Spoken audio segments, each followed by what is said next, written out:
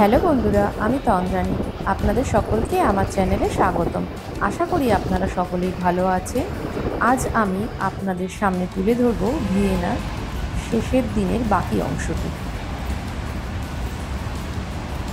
এখন আমরা চলে এসেছি ভিয়েনার বিখ্যাত শোনব্রুন প্যালেসের সামনে। এই প্রাসাদে 1441টি কক্ষ আছে। ভাবা যায় এতগুলো কক্ষ! এই শোনব্রুন প্রাসাদটি ভিয়েনার সবচেয়ে গুরুত্বপূর্ণ স্থাপত্য, সাংস্কৃতিক এবং ঐতিহাসিক নিদর্শনগুলির মধ্যে একটি। ক্যামেরা দিয়ে দেখছি তো মনে হচ্ছে না গ্রিন হয়ে গেছে। ক্যামেরা দিয়ে দেখছি তো মনে হচ্ছে না গ্রিন হয়ে গেছে।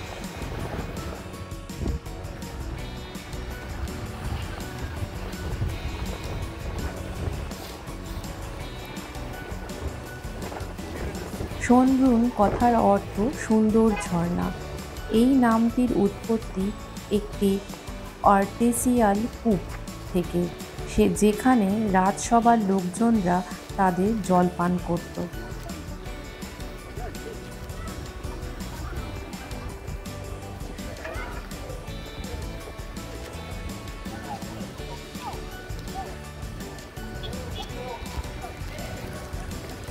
শোনব্রুনের প্রাসাদ এবং উদ্যানের স্থানটি ইউরোপের সবচেয়ে চিত্তাকর্ষক এবং সুসংরক্ষিত বারোক পোশাকগুলির মধ্যে একটি হিসাবে অসামান্য।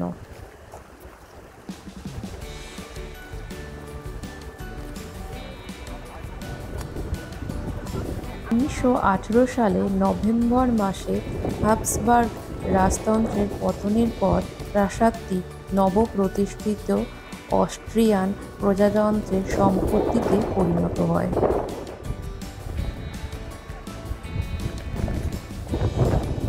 18শো শতক থেকে 1918 সাল পর্যন্ত শোনব্রুন হাবসবার্গ সম্রাটদের বাসভবন ছিল।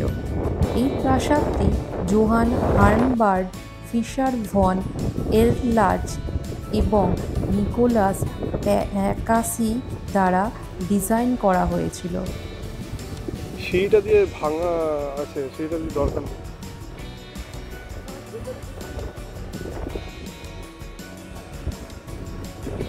দেখো না, ওখানে যাবো না। সিঁড়িটা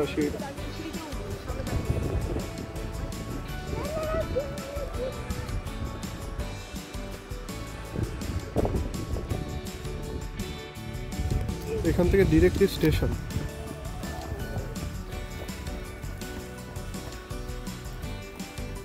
চলো চলো চলো।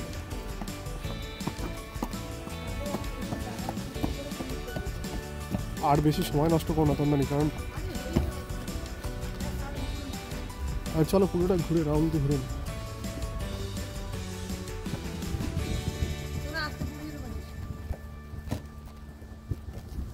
এছাড়াও এটি 17শো শতক থেকে বিংশ শতকের গোড়ার দিকে ইউরোপীয় ইতিহাসে দীর্ঘ সময় ধরে হাবসবার্গ হাউসের শক্তি এবং প্রভাবের একটি শক্তিশালী বস্তুগত প্রতীক। যাও যাও, আসো আসো আসো, ঘুরে নাও।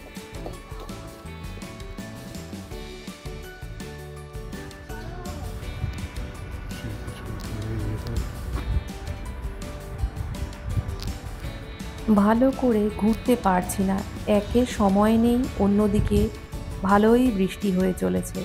জুতো ভিজে গেলে সমস্যা হবে, আর এখানে বেশি সময় নষ্ট করব না। দ্বিতীয় বিশ্বযুদ্ধের সময় 1945 সালের ফেব্রুয়ারি মাসে আমেরিকান যুদ্ধবিমান দ্বারা প্রাসাদটি বোমা হামলার শিকার হয়। মিউজিয়ামের ভেতরে ঢুকলে আমরা অনেক কিছু জানতে পারতাম, কিন্তু সময় নেই বলে তাই আমরা আর ভেতরে গেলাম না। আমাদের তাড়াতাড়ি এখান থেকে বেরোতে হবে, কারণ আমাদের আবার আজকেই ফ্লাইট রয়েছে 5টার দিকে।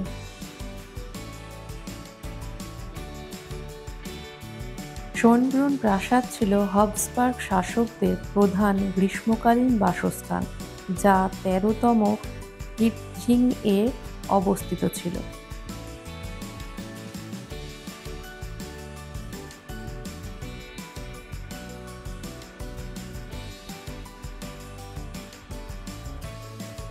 160 হেক্টর জমি জুড়ে রয়েছে এই শোনব্রুন প্যালেস গার্ডেন। ইউনেস্কো এই সুন্দর প্যালেস ও গার্ডেনটাকে ঐতিহ্যবাহী স্থান হিসাবে গণ্য করেছে। এত সুন্দর মনোমুগ্ধকর অংশ, যেখানে ঐতিহাসিক প্রাকৃতিক দৃশ্য, ঝর্ণা ও থিমযুক্ত বাগানের মিশ্রণ রয়েছে। এখানটা ভালো হয় না? না, এখানে শুটিং হয় না। তো অস্ট্রিয়াতে কে বলেছিল? ইন্ডিয়াতেই সব শুটিং হয়েছিল।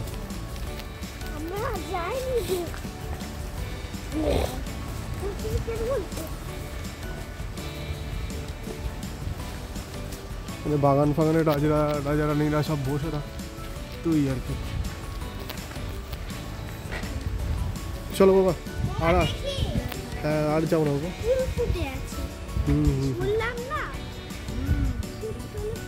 দাঁড়া, আমি চট করে ভিডিওটা করে আনি, সোনাকে দিয়ে না। না না না না, আচ্ছা তোমরা হাঁটতে থাকো, হেঁটে এগোতে থাকো।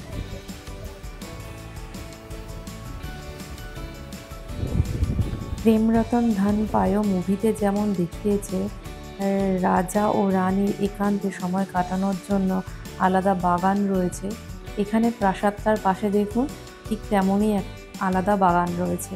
এই বাগানটা দেখে আমার ওই মুভিটার কথা মনে পড়ে গেল।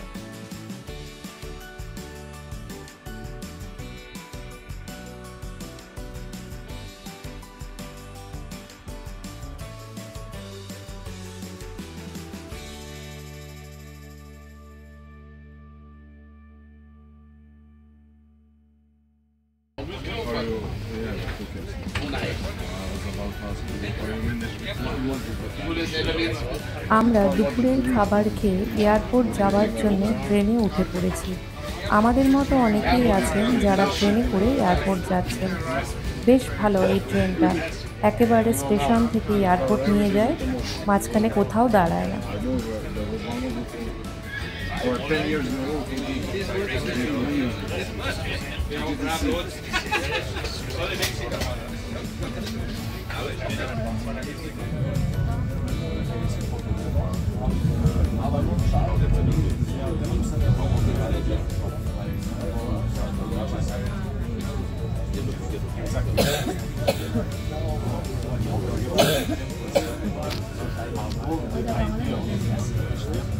কোনটা?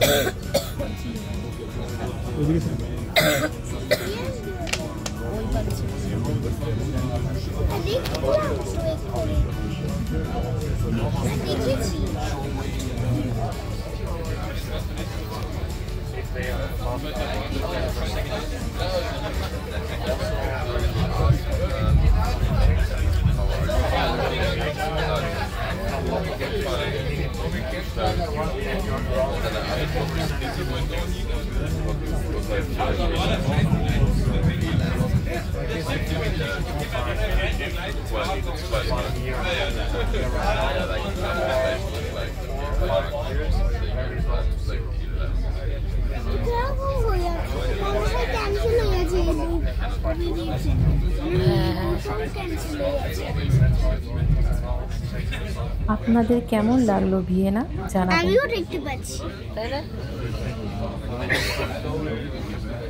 ব্রিজের উপর দিয়ে মানে আস্তে আস্তে যাচ্ছে। কেন ব্রিজের উপর দিয়ে আসতেই যায় সব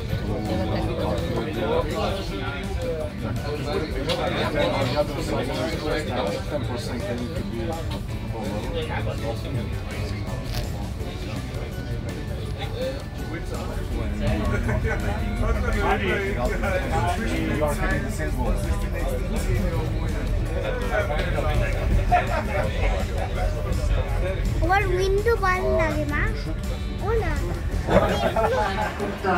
Please proceed to security check at the F&G gates.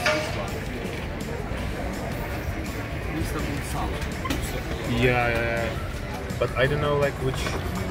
এয়ারপোর্টে এসে দেখি অনেক ফ্লাইট ক্যান্সেল হয়ে গেছে। কপাল ভালো আমাদেরটা ক্যান্সেল হয়নি, কিন্তু 4 ঘন্টা লেট আছে। তাও ভালো গতেনবার্গে আজকে আমরা চলে যেতে পারব।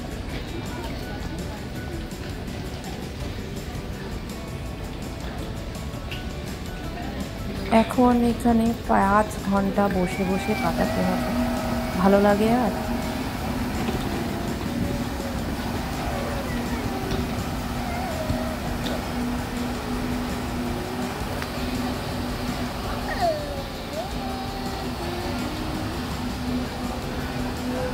অবশেষে আমরা এখন প্লেনে উঠে পড়লাম।